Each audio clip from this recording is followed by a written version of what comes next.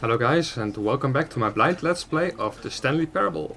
Last episode, actually this is going to be my third recording of this game. Even though you will probably see this as my second episode. The reason for this is that last time the recording software that I used didn't actually record the video beyond the first frame. It did record the audio, but yeah, I don't know, that is just not as entertaining for you. So unfortunately I also deleted the save from the beginning of that episode, so I can't actually start from that point. Although in this game, as opposed to many other games, it doesn't really matter.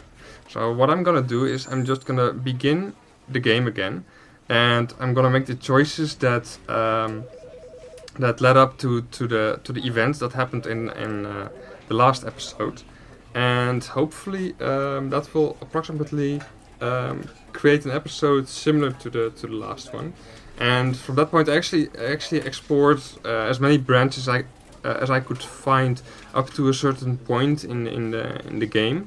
And I was actually planning on this episode being about pressing the off button instead of the on button in the mind control facility. But unfortunately, that is unfortunate. That's gonna have to wait an episode. So this episode, I'm gonna explore the branches again.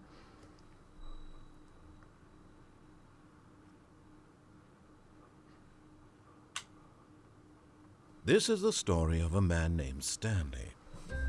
Alright, we've already seen this in Stanley worked for a company in a big building where he was first episode, so I'm gonna skip 40. this. It might be that in the beginning a few things All are of his co-workers were gone. What could it mean? quite the Stanley same. decided to go I to the mean, meeting room. Perhaps but he I had can't simply missed a memo. get straight to the choices that I want to Stanley came make to a set of two open doors. He immediately. entered the door on his left.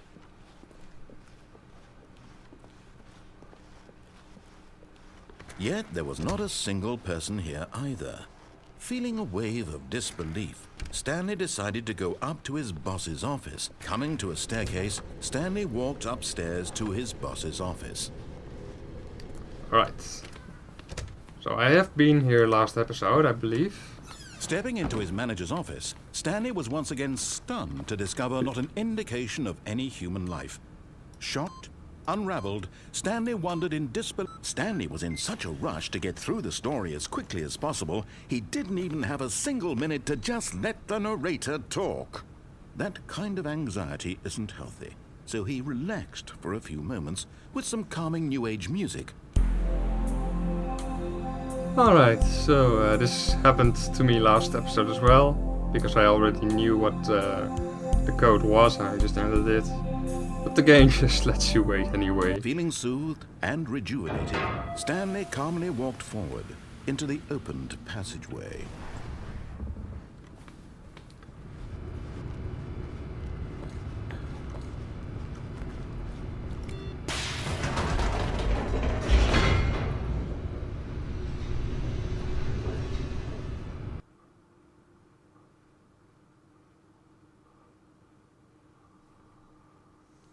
Descending deeper into the building, Stanley realized he felt a bit peculiar. It was a stirring of emotion in his chest, as though he felt more free to think for himself, to question the nature of his job. Why did he feel this now, when for years it had never occurred to him? This question would not go unanswered for long.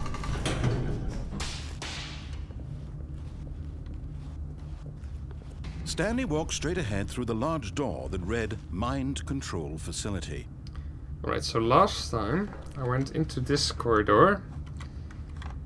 I'll do it again. Although this passageway gonna had take the a while, word though. escape written on it, the truth was that at the end of this hall, Stanley would meet his violent death.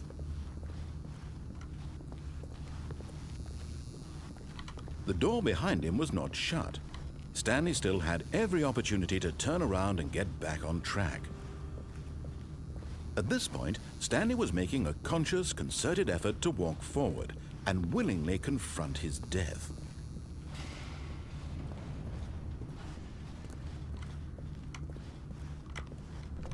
So there's nothing else here, so you basically have to jump.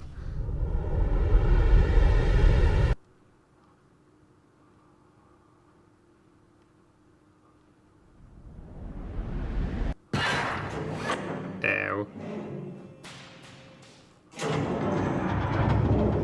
As the machine whirred into motion and Stanley was inched closer and closer to his demise, he reflected that his life had been of no consequence whatsoever. Stanley can't see the bigger picture. He doesn't know the real story, trapped forever in his narrow vision of what this world is. Perhaps his death was of no great loss, like plucking the eyeballs from a blind man. So he resigned and willingly accepted this violent end to his brief and shallow life. Farewell, Stanley.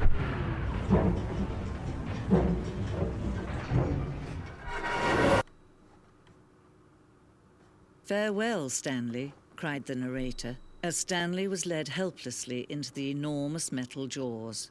In a single visceral instant, Stanley was obliterated as the machine crushed every bone in his body, killing him instantly. But no, not yet, anyways. And yet it would be just a few minutes before Stanley would restart the game, back in his office, as alive as ever. What exactly did the narrator think he was going to accomplish? Alright, and this... When every path you can walk has been created for you long in advance, death becomes meaningless, making life the same. Do you see now? Do you see that Stanley was already dead from the moment he hit start? So this is a kind of museum from, there's several things on display here. Mostly objects from the game, just meshes and stuff, and skill models. But there's also a few pictures. Credits are right over there at the back wall. Kevin Brighting as the narrator. He's done a marvelous job, I think. Yeah, I've wandered around here quite a bit, talking, and it's kind of annoying actually for me now to try and repeat that. This is kind of an interesting bit, I thought. Early in the development, we designed an ending where Stanley would end up on a battlefield fighting aliens. The action game would become sentient and would wage war against the narrator. We realized shortly after starting to build it that it was far too jokey and on the nose for the tone of the game. Plus, some people interpreted it as making fun of people who like shooters, which was not our intention. So they actually didn't put that into the game. Which is, I don't know, I don't miss it, I haven't seen it, so it's fine. Oh, I missed this room the last time. Narrator emails. After the second trailer we sent out, we asked people to email the narrator for questions. While we had initially planned to use these in further promotional materials, we never found the perfect use for them. Here are a selection of those emails.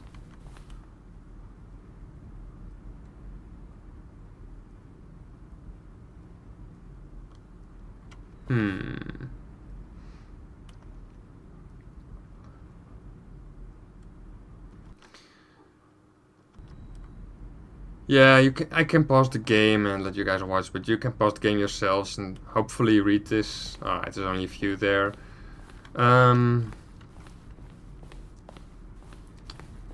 Telephone. I don't think...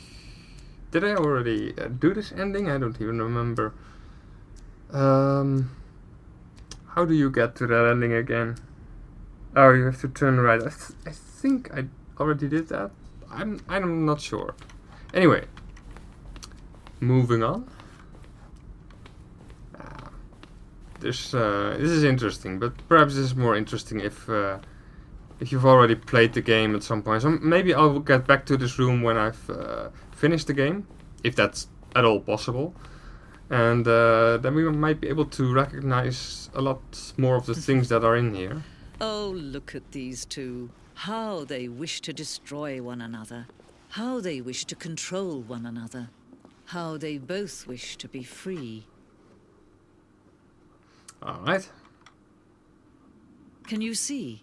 Can you see how much they need one another? No, perhaps not. Sometimes these things cannot be seen. But listen to me. You can still save these two. You can stop the program before they both fail. Push escape and press quit.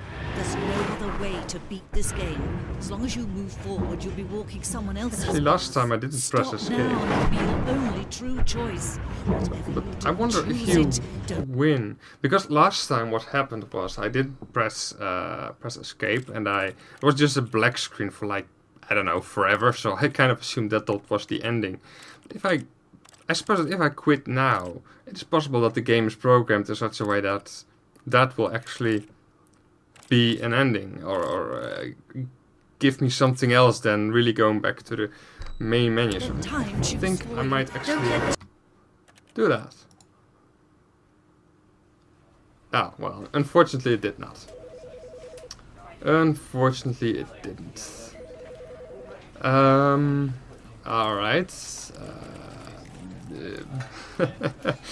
Begin the game. Alright, so we get back to the intro. This is the story of a man. Let's skip it. And we're back. Alright. Stanley decided to go to the meeting room to check on his co-workers. He never functioned well by himself and constantly needed support and guidance from others, so the thought of total solitude was terrifying to him.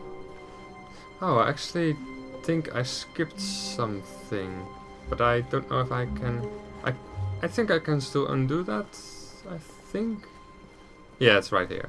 It's right here. Stanley So came to a going set through of the right two door. open This was not the correct way to the meeting room, and Stanley knew it perfectly well.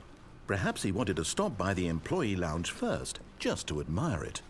Now I've already been here, so I'm just gonna walk truly through a here. room worth admiring. But eager to get back to business, Stanley took the first open door on his left. I have already been here, but not through the door on the other side of the room. I've gone down the elevator. But last time I Stanley was so bad at following directions, it's incredible he wasn't fired years ago. went over here. So do not jump from the cargo, because that will cause death. I actually haven't done that Look, yet, Stanley, so I think might perhaps just we've do gotten that off right on the now. wrong foot here. I'm not Oh, sure such an opportunity. But in his eagerness to prove that he is in control of the story and no one gets to tell him what to do, Stanley leapt from the platform and plunged to his death. Good job, Stanley. Everyone thinks you are very powerful.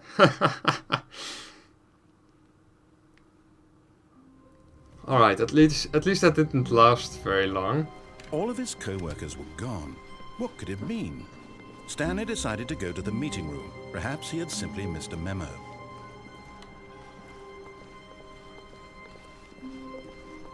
When Stanley came to a set of two open, this was not the correct way to the meeting room, and Stanley knew it perfectly well. Perhaps he wanted to stop by the employee lounge first, just to admire it. Wow, yes, this room. But eager to get back to business, Stanley took the first open door on his left. You know what? I'm gonna go through And the so he door on the detoured opposite. through the maintenance section, walked straight ahead to the opposite door, I haven't and been got here yet, back so on why track. not? Oh, here's the nature pictures that are in the museum.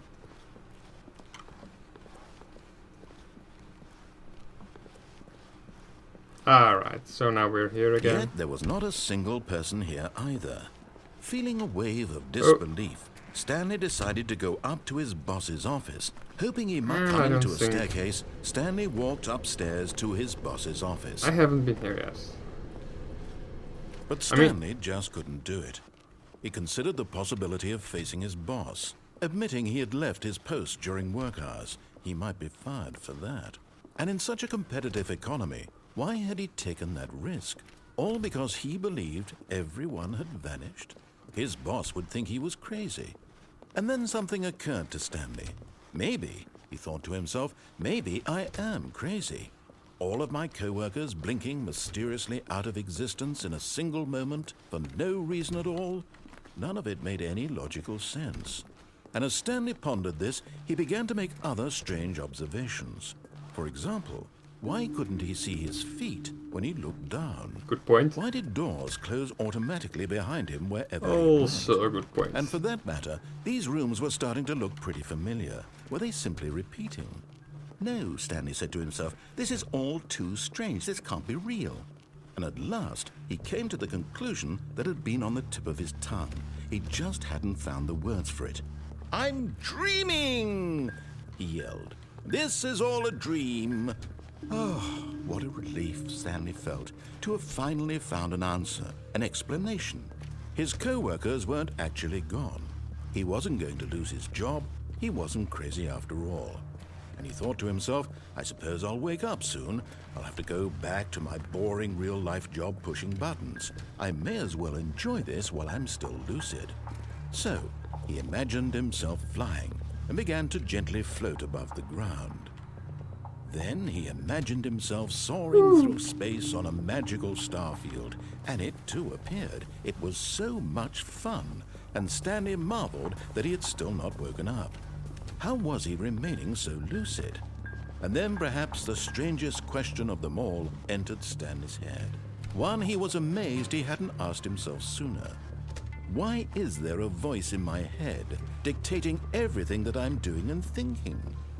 Now the voice was describing itself being considered by Stanley, who found it particularly strange. I'm dreaming about a voice describing me, thinking about how it's describing my thoughts, he thought. And while he thought it all very odd and wondered if this voice spoke to all people in their dreams, the truth was that, of course, this was not a dream. How could it be? Was Stanley simply deceiving himself, believing that if he's asleep, he doesn't have to take responsibility for himself? Stanley is as awake right now as he's ever been in his life. Now, hearing the voice speak these words was quite a shock to Stanley. After all, he knew for certain, beyond a doubt, that this was in fact a dream. Did the voice not see him float and make the magical stars just a moment ago? How else would the voice explain all that? This voice was a part of himself too. Surely, if he could just... He would prove it. He would prove that he was in control, that this was a dream. So he closed his eyes gently, and he invited himself to wake up. He felt the cool weight of the blanket on his skin, the press of the mattress on his back, the fresh air of a world outside this one. Let me wake up, he thought to himself. I'm through with this dream. I wish it to be over. Let me go back to my job. Let me continue pushing the buttons. Please, it's all I want. I want my apartment and my wife and my job. All I want is my life exactly the way it's always been. My life is normal. I am normal. Everything will be fine. I am okay.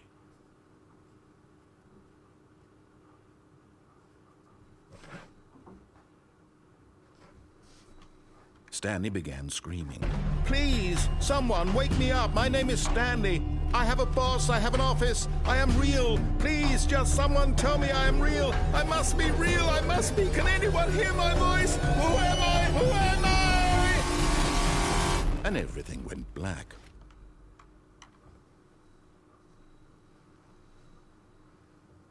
This is the story of a woman named Mariella. Mariella woke up on a day like any other. She arose, got dressed, gathered her belongings, and walked to her place of work. But on this particular day, her walk was interrupted by the body of a man who had stumbled through town talking and screaming to himself, and then collapsed dead on the sidewalk. And although she would soon turn to go call for an ambulance, for just a few brief moments, she considered the strange man. He was obviously crazy. This much she knew. Everyone knows what crazy people look like. And in that moment, she thought to herself how lucky she was to be normal. I am sane. I am in control of my mind. I know what is real and what isn't. It was comforting to think this, And in a certain way, seeing this man made her feel better. But then she remembered the meeting she had scheduled for that day. The very important people whose impressions of her would affect her career, and by extension, the rest of her life. She had no time for this, so it was only a moment that she stood there, staring down at the body. And then she turned and ran.